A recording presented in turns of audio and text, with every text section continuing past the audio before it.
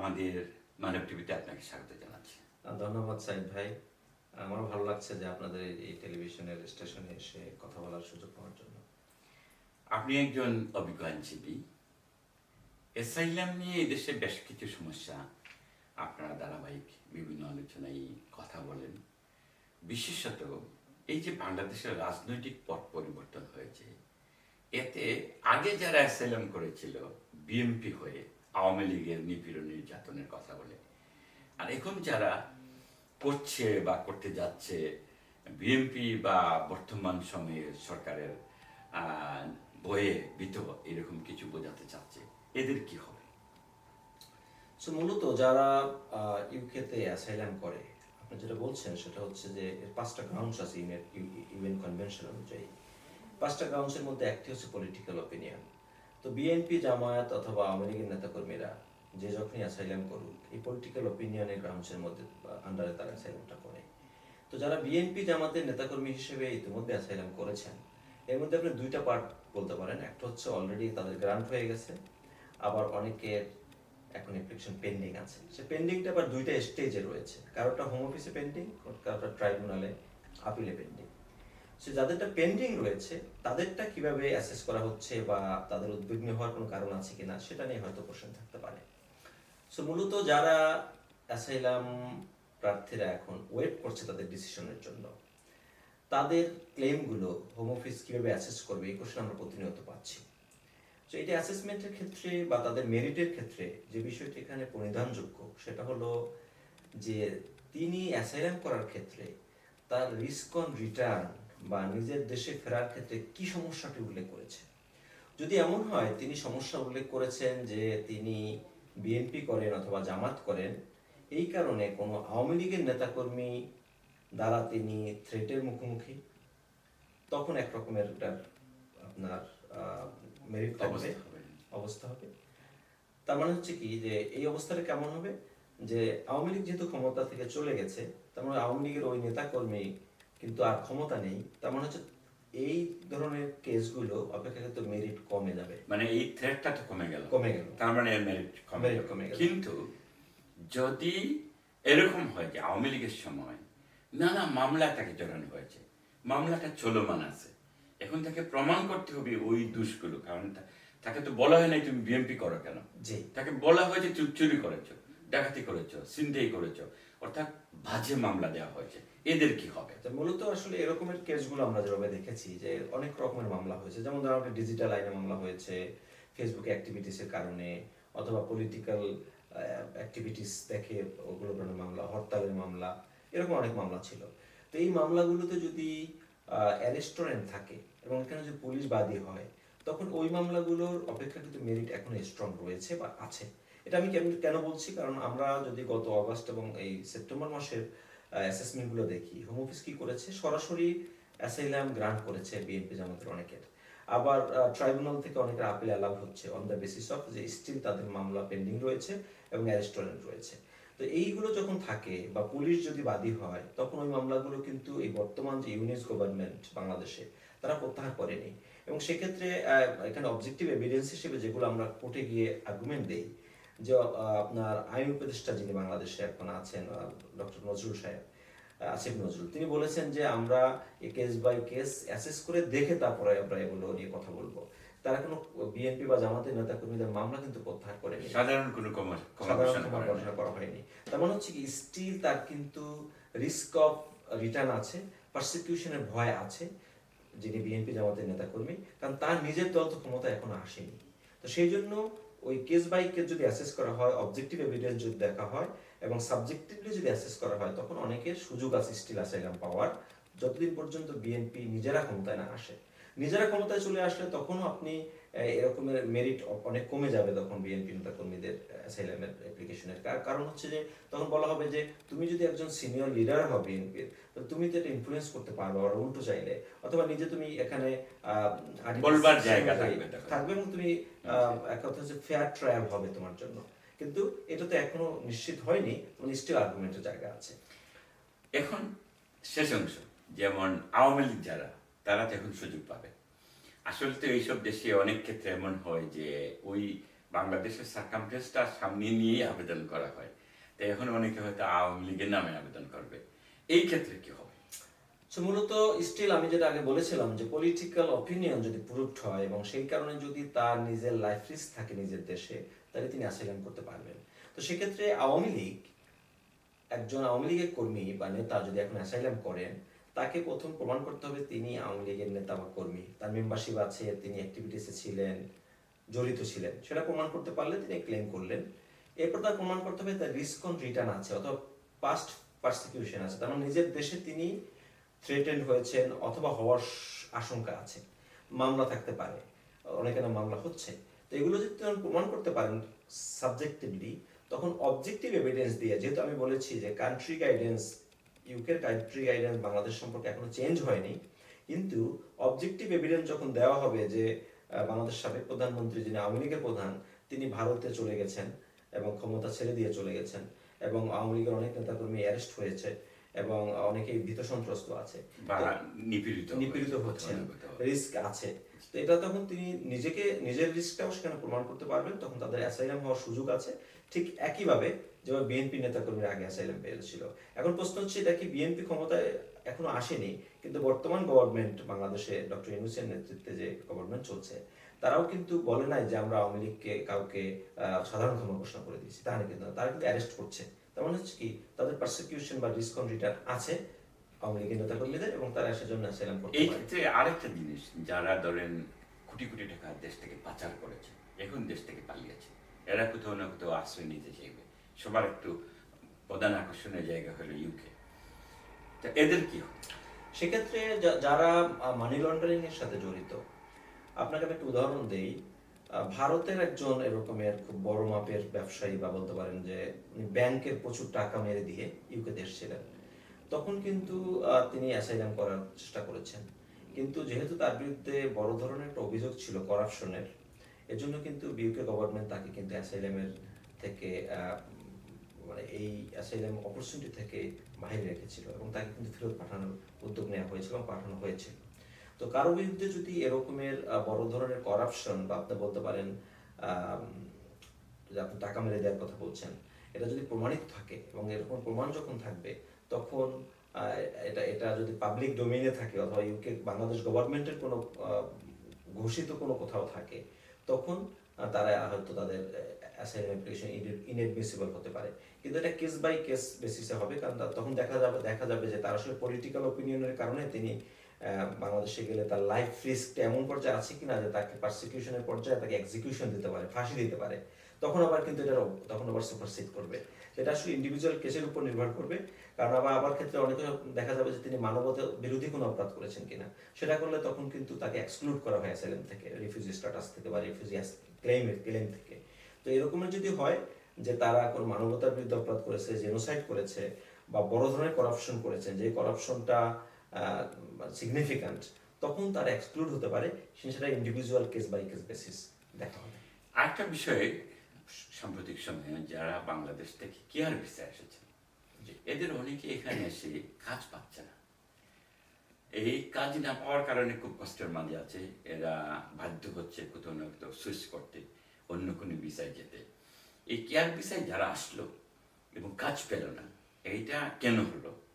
এটা যারা কাজ দিল না তাদের কি হবে, আর যারা কাজ পেল না তাদের এখন কি করার আছে? মূলত আপনি এই কেয়ার সেক্টরের যে বিষয়টি, এটা খুবই আপনি বলতে পারেন যে ইউকের স্কিল ওয়ার্কার বা এই যে ওয়ার্ক পারমিট যে হিস্ট্রি, সেখানে একটা কলঙ্কজনক অধ্যায়, এবং এটা হোম অফিস নিজে স্বীকার করেছে। মাইগ্রেশন অ্যাডভাইজারি কমিটি এটা ঘোষণা দিয়ে বলেছে যে এটা হোম অফিসের নিজস্ব নেগলিজেন্স আছে, এবং যারা এমপ্লয়ার তারা এই সিস্টেমটাকে মিসইউজ করেছে এবং প্রচুর মানুষকে এক্সপ্লয়টেশনের মুখোমুখি করেছে। এবং দেখা যাচ্ছে বাংলাদেশ, ভারত, পাকিস্তান, আপনার নাইজেরিয়া, এসব দেশ থেকে অনেক মানুষকে টাকার বিনিময়ে অনেককে রিক্রুট করেছে, এবং তারা আনার পরে কাজ দেয় নাই, এবং এই কোম্পানিগুলো অনেকে নিজেরা বন্ধ করে দিয়েছে, অনেকে কমপ্লায়েন্স কন্টিনিউ করতে না পারায় তারা বন্ধ করে হয়ে গেছে। এবং বন্ধ করার পরে কিন্তু এক্সপ্লয়েটেড হচ্ছে যে যারা এই মাইগ্রান্ট ওয়ার্কার যারা এসছেন, এবং তারা এরকমের এক্সপ্লয়েটেড হয়েছে, দেখা যায় হোম অফিস থেকে 60 days লেটার দিয়ে দেওয়া হয়েছে যে তুমি এখন আইদার কোথাও সুইচ করো অথবা দেশে চলে যাও। তার মানে এখানে বিষয়টা হচ্ছে যে যারা কাজ পাচ্ছেন না তাদের অপরচুনিটি, তাদের কি সুযোগ আছে, তারা সুইচ করতে হবে অ্যাজ সুন অ্যাজ পসিবল। এখন সুইচ কোথায় করতে পারবে? তারা যে কোনো বিষয়ে সুইচ করতে পারবেন, কিন্তু সেক্ষেত্রে শুধু এটুকুই হলো কিছু স্যালারি থ্রেশহোল্ড রয়েছে, সেটুকু মেনটেন করতে হবে। আর একটা অপরচুনিটি রাখা হয়েছে যারা কেয়ার ওয়ার্কার তাদের জন্য। তারা কিন্তু যদি কেয়ার সেক্টরে সুইচ করে তারা কিন্তু সেই আগের 23,200 যে স্যালারি থ্রেশহোল্ড সেখানেই সুইচ করতে পারবে। তারা যদি স্কিল্ড ওয়ার্কার অন্য ক্যাটাগরিতে সুইচ করে তারাও লেস স্যালারি থ্রেশহোল্ডে, যেটাকে 30,960 বা 29,000, 26,000 এক এক রকম এক একটা রয়েছে, মানে অপেক্ষাকৃত কম রেটে কম স্যালারিতে তারা সুইচ করতে পারবে। এটা হোম অফিস থেকে তাদেরকে এক্সেমশন বা অপরচুনিটি দেওয়া হয়েছে। কিন্তু কোশ্চেন হচ্ছে স্টিল যারা কেয়ার সেক্টরে এসছেন কেয়ার ওয়ার্কার হওয়ার জন্য বা কেয়ার ওয়ার্কার হিসেবে, তারা যেহেতু কাজ পায় না, এক্সপ্লয়েটেড হয়েছে, তারা আসলে ওই মানসিক সক্ষমতা এখন অনেকে হারিয়ে ফেলেছে যে আসলে সুইচ করতে পারবো কিনা, পারলে আবার অনেকের আছে, যেমন ফ্যামিলি ডিপেন্ডেন্ট একজন, তারপরে বাচ্চা কাচ্চা আসছে, এদের এতজনের তো সুইচ করার মতো ফাইন্যান্সিয়াল কোনো সাপোর্ট নেই। এরা কি অ্যাসাইলামে যেতে পারবে? অ্যাসাইলামের ক্ষেত্রে যদি কারো আমি যে বলেছি যে 5টি গ্রাউন্ডস রয়েছে, এখানে আমি আগে বলি আপনাকে একটা বড় গ্রাউন্ড খুব মনে প্র্যাকটিক্যাল মানে রিয়েল, সেটা হলো ধরেন আয়াতীয় কাছ থেকে টাকা লোন নিয়েছে, বিদেশ গেলে এটা আমাদের দেশে সাপোর্ট করে সবাই, প্রত্যাশা হলো যে সে তো বিদেশ যাচ্ছে, অন্তত বিলেতে গেলে টাকা পয়সা ফেরত দিতে পারবে। এখন এই যখন ফেরত যাবে এই টাকার জন্য এরা প্রেশার খাবেই, নিপীড়িত হবে, অথবা তার বাড়িঘর যেটা যেটা হয়তো বন্ধক দিয়ে এসেছে এই বাড়িতে সে উঠতে পারবে না, এরকম কঠিন অসহায়ত্ব আছে, তাদের কি হবে? মূলত আমি অ্যাসাইলামের বিষয়টা এবং এটাকে রিলেট করে বলছি। টাকার লেনদেনের কারণে আসলে অ্যাসাইলাম হওয়ার সুযোগ থাকে না। এটার জন্য আলাদা ট্রাফিকিং অ্যাপ্লিকেশন করা যায়, হিউম্যান রাইটস অ্যাপ্লিকেশন করা যায়, এটা সাকসেস রেট ভেরি লো ইউকেতে। কারণ হচ্ছে এই অ্যাসাইলামের জন্য 5টি গ্রাউন্ডস আছে। সেই গ্রাউন্ডসগুলো কি? যে আপনি যদি ন্যাশনালিটির কারণে, রোহিঙ্গারা যেমন অ্যাপ্লিকেশন করেছিল, যখন সমস্যা হয় তাহলে আপনি অ্যাসাইলাম করতে পারেন। আপনি যদি রেসের কারণে, যেমন আমাদের পাহাড়ি, মারমা, চাকমা, এদের কারণে, এরকমের কারণে যদি আপনার লাইফ রিস্ক থাকে তখন আপনি অ্যাসাইলাম করতে পারেন। আপনি রিলিজনের কারণে যদি হয়, যে আপনি ধর্মের কারণে, যে বাংলাদেশের আপনি সংখ্যালঘু কোনো কারণে, সেটা যে কোনো ধর্মের হন, সেই ধর্মের কারণে সমস্যা, আপনি অ্যাসাইলাম করলে সেটা সাকসেস হওয়ার সুযোগ থাকে। আপনি যদি স্পেশাল কোনো গ্রুপ হন, পার্টিকুলার গ্রুপ, যেমন ধরেন জার্নালিস্ট, আপনি ধরেন উইমেন, নারী হওয়ার কারণে, আপনি অনেকে এলজিবিটির কথা সুযোগ আছে, এগুলোর মধ্যে যদি বিলং করেন, ওই কারণে যদি লাইফ রিস্ক হয় আপনি অ্যাসাইলাম করতে পারেন। আপনি পলিটিক্যাল অপিনিয়ন যদি থাকে, কোনো পার্টি বিলং করেন, সেই জন্য যদি লাইফ রিস্ক থাকে তাহলে আপনি অ্যাসাইলাম করতে পারেন। এখন একজন কেয়ার ওয়ার্কার, তিনি যদি কারোর কাছে টাকা লেনদেন করেন বা টাকা ধার করেছেন, সেই জন্য আসলে অ্যাসাইলাম করে সাকসেস হওয়ার কোনো সুযোগ নাই এবং কখনোই এটা হয়নি। তবে কেউ কেউ অ্যাসাইলাম পেয়েছে। কিভাবে পেয়েছে? যার কাছ থেকে টাকা ধার করেছেন তিনি এমন কোনো ব্যক্তি যিনি আপনাকে পারসিকিউট করতে পারবে তার পলিটিক্যাল ওপিনিয়ন কাজে লাগিয়ে। তার মানে হচ্ছে তিনি, দেখা যাচ্ছে তিনি বাংলাদেশের পাওয়ারফুল কোনো পার্টির, যারা ক্ষমতা থাকুক যে সময়ে, ওই পার্টির একজন বড় নেতা তার কাছ থেকে ধার করেছিলেন। তিনি এখন যদি আপনার দেশে যান, যেহেতু টাকা দিতে পারবেন না, পাশাপাশি তার পলিটিক্যাল ক্ষমতা কাজে লাগিয়ে আপনাকে তিনি পারসিকিউট করবেন, আপনাকে বিচারের মুখোমুখি করবেন। শুধু তাই না, অন্যায্য বিচার হবে আপনার বিরুদ্ধে, মানে আপনি ফেয়ার ট্রায়াল পাবেন না।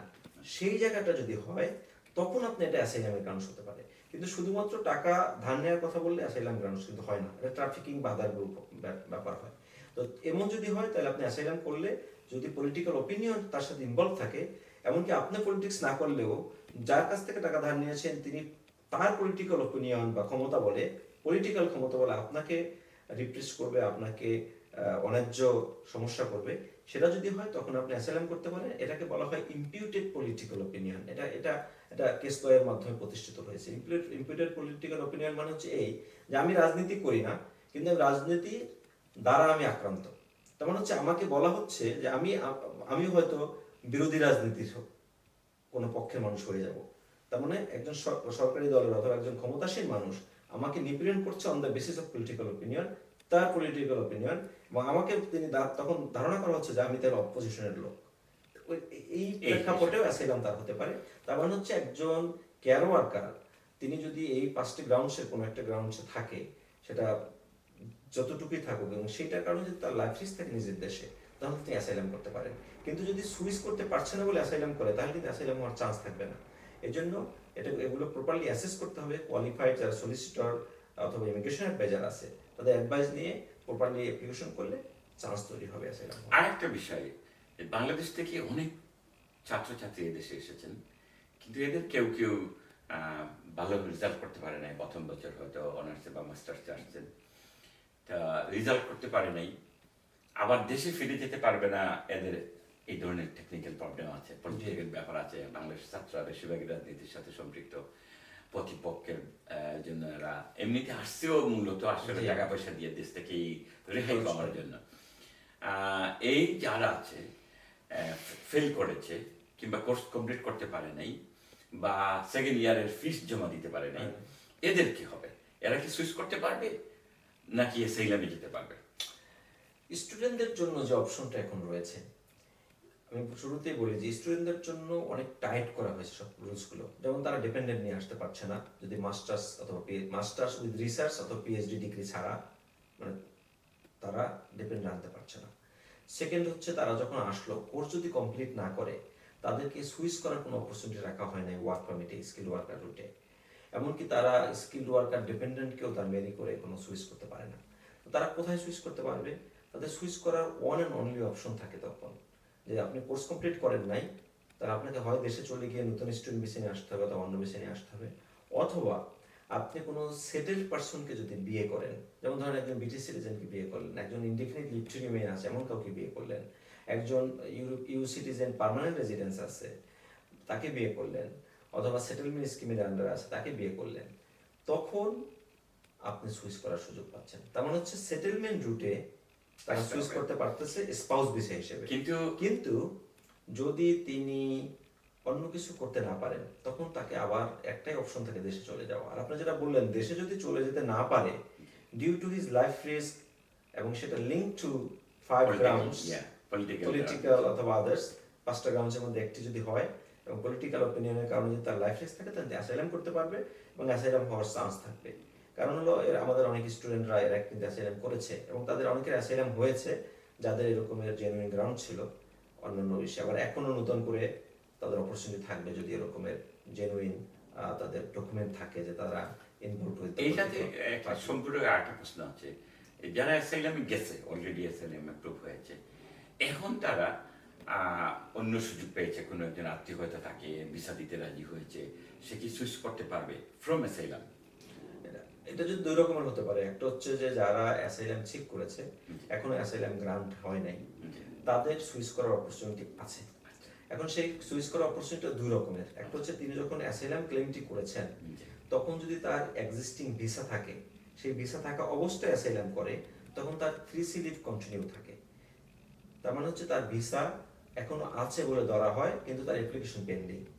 তখন তিনি যদি তার বিবাহ রেজিস্ট্রেশন করেন একজন ব্রিটিশ সিটিজেনের সাথে অথবা সেটেল পারসনের সাথে, তখন তিনি 5 ইয়ার্স রুটে স্পাউস ভিসায় সুইচ করতে পারবেন। কিন্তু যদি এমন হয় যে তিনি যখন অ্যাসাইলাম করেছেন তখন তার ভিসা অলরেডি শেষ হয়ে গেছে এবং তিনি ওভারস্টেয়ার থাকার পরে অ্যাসাইলাম করেছেন, তখন তিনি যখন সুইচ করবেন স্পাউস অথবা পার্টনার ভিসায়, তখন তার 10 ইয়ার্স রুটে সুইচ করতে হবে। তার মানে সুইচ করতে পারবেন তারা। কিন্তু যারা স্টুডেন্ট ছিল, স্টুডেন্ট ভিসা থাকা অবস্থায় ফেল করেছে, এখনো 3 মাস হয়তো আছে, কিন্তু সে আবার পয়সা দেওয়ার তৌফিক নেই, এই জন্য আর দেশে ফিরে যাওয়া তার সেফ না, সিকিউর না, তখন আপনার অ্যাসাইলাম চেক করেছে এবং ওই যে প্রাথমিক কাগজপত্র যেটা পেয়েছে, এই হালতে সে এখন একটা অপরচুনিটি পেল যে কোনো একজন আত্মীয় বললো তার ব্যবসায় হয়তো একটা ভিসা বের করে তাকে দিবে, এই ভিসা সে যেতে পারবে কিনা? মানে ওয়ার্ক পারমিটে সুইচ করার অপরচুনিটি নাই। এর কারণ হচ্ছে এটার হিস্ট্রিটা এরকমের যে যারা স্টুডেন্ট ভিসায় ছিল তারা সুইচ করতে পারতো এক সময়। তো এটা গত বছর যখন খুব বেশি আকার হচ্ছিল, তখন দেখা যায় এটা বন্ধ করে দেয়া হয়। এরপরে যারা তখন অ্যাসাইলাম চেক করেছিল, স্টিল অ্যাসাইলাম পেন্ডিং থাকা অবস্থায় তারা ওয়ার্ক পারমিটে সুইচ করতে পারতো। এবং ইনিশিয়ালি এই অপশনটা পজিটিভলি আমাদের অনেক ক্লায়েন্টের হয়েছে।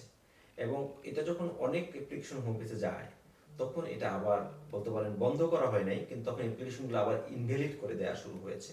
এবং সেখানে যে আর্গুমেন্ট দেওয়া হচ্ছে, সেখানে বলা হচ্ছে যে তুমি যেহেতু স্টুডেন্ট ভিসা তোমার ছিল এবং এরপর তুমি ইন টাইম অ্যাসাইলেম সিক করেছো, তার মানে তুমি স্টুডেন্ট ভিসার হলো যে কন্টিনিউশন তোমার রয়েছে, এবং স্টুডেন্ট ভিসা থেকে যেহেতু সুইচ করা যায় না, তার মানে হচ্ছে তোমার এই অ্যাপ্লিকেশনটি ইনভ্যালিড। তার মানে তিনি ওয়ার্ক পারমিটে সুইচ করতে পারবেন না। এবং সেক্ষেত্রে আপনি যদি বলেন সেলফ স্পন্সরশিপ, আপনি যদি বলেন স্কিল্ড ওয়ার্কার, আপনি যদি বলেন স্কিল্ড ওয়ার্কারের ডিপেন্ডেন্ট, কোনো অ্যাসাইলাম সিকার তার ক্ষেত্রে সুইচ প্রযোজ্য করতে না। পারছে না যারা স্টুডেন্ট ভিসা থেকে এই অ্যাসাইলাম সিক করেছে। কিন্তু কেউ যদি ওয়ার্ক পারমিট থেকে ভ্যালিড ভিসা থাকাকালীন অ্যাসাইলাম সিক করে থাকে, তিনি কিন্তু ওয়ার্ক পারমিটে সুইচ করতে পারবেন স্টিল, কারণ হচ্ছে তার 3C লিভ কন্টিনিউ হচ্ছে তার ওয়ার্ক পারমিট ভিসার, স্কিল ওয়ার্কার ভিসার। তারপর তিনি ওই আগের ভিসা যে ছিল এখনো আপনার পেন্ডিং অবস্থায় অ্যাসাইলাম ক্লেম, তিনি কিন্তু স্কিল্ড ওয়ার্কারকে টেনে নিয়ে আসছেন, মানে তার ধারাবাহিকতা থাকছে। এর জন্য তিনি যখন সুইচ করবেন তখন অ্যাপ্লিকেশন করার সময় তার ইমিডিয়েট লাস্ট ভিসা ছিল হচ্ছে স্কিল্ড ওয়ার্কার, অতএব তিনি স্কিল্ড ওয়ার্কার ভিসায় সুইচ করতে পারবেন। কিন্তু যারা স্টুডেন্ট থেকে আসছে অ্যাসাইলাম সিকার, তার কিন্তু ওয়ার্ক পারমিটে সুইচ করতে পারছেন না এখন। সমসাময়িক অত্যন্ত প্রয়োজনীয় তথ্যগুলো আপনি উপস্থাপন করলেন। একটা শেষ প্রশ্নটা আপনাকে করি। বাংলাদেশ সরকারের সাথে এ দেশের একটা চুক্তি হয়েছিল ইমিগ্রান্টদের ব্যাপারে, অর্থাৎ অবৈধ ইমিগ্রান্টদের ব্যাপারে। এইটার এখন কোন অবস্থা, কি চাইছে বাংলাদেশ? সো মূলত এটি ইউকে গভর্নমেন্টের একটা পলিসি, এবং তারা খুব হার্ডলাইন রয়েছে এটি বিষয় নিয়ে। এটি গত কনজারভেটিভ গভর্নমেন্ট একটা উদ্যোগ নিয়েছিল যেসব দেশ থেকে ইউকেতে ভিসা নেই এমন ব্যক্তিরা রয়েছেন, এমন নাগরিকরা রয়েছেন ওভারস্টেয়ার হিসেবে, ফেইল্ড অ্যাসাইলাম সিকার হিসেবে, তাদেরকে রিমুভালের জন্য। এবং এক্ষেত্রে তারা ফার্স্ট টার্গেট করেছিল আলবেনিয়াকে, এবং আলবেনিয়ায় তারা গত 1 বছরে 22,000 মানুষকে রিমুভাল করে। ঠিক একইভাবে তারা বেশ কয়েকটি দেশের সাথে চুক্তি করে, এর মধ্যে একটা বাংলাদেশ আরেকটি। আলবেনিয়ার পরবর্তীতে যে কটি দেশের সাথে চুক্তি হয়েছে, বাংলাদেশের সাথে এরকম একটা চুক্তি করে কনজারভেটিভ গভর্নমেন্ট। এবং বাংলাদেশ গভর্নমেন্ট হাই কমিশনার, আমাদের বাংলাদেশের তৎকালীন হাই কমিশনার যিনি এখনো আছেন, তিনি এই চুক্তির সাথে তখন স্বাক্ষর করেন। এবং সেখানে তারা যেটা করেছিল যে 3 শ্রেণীর মানুষ যারা ইউকেতে ওভারস্টার হিসেবে আছে তাদেরকে তারা বাংলাদেশে নিতে, মানে ফেরত নিবে এমন একটা সম্মতি তারা দিয়েছিল। এবং কারা তারা? এর মধ্যে হচ্ছে যাদের কোনো ভিসা নেই কোনো ধরনের, ওভারস্টেয়ার। সেকেন্ড হচ্ছে যারা ফেইল্ড অ্যাসাইলাম সিকার, মানে অ্যাসাইলাম করেছিল এখন তার কোনো পেন্ডিং অ্যাপ্লিকেশন নাই। থার্ড হচ্ছে যারা ফরেন অফেন্ডার, মানে হচ্ছে বাংলাদেশের সিটিজেন, ইউকেতে থাকেন, বিভিন্ন অপরাধের সাথে বিভিন্ন সময় জড়িত হয়েছেন, সেটা বিভিন্ন রকমের হতে পারে, তাদের দণ্ড হয়েছে, তখন তাদেরকে ফেরত পাঠানোর একটা প্রসেস রয়েছে যেটাকে ডিপোর্টেশন বলে। তো সেক্ষেত্রে অনেক সময় হাই কমিশনগুলো প্রপারলি হেল্প করে না, তারা travel document, one way travel document দিতে দেরি করে। কিন্তু বাংলাদেশ দ্বিতীয় দেশ হিসেবে তারা সম্মতি দিয়েছিল যে আমরা দিয়ে দিব এগুলো, আমাদের লোক আমরা ফেরত নিব।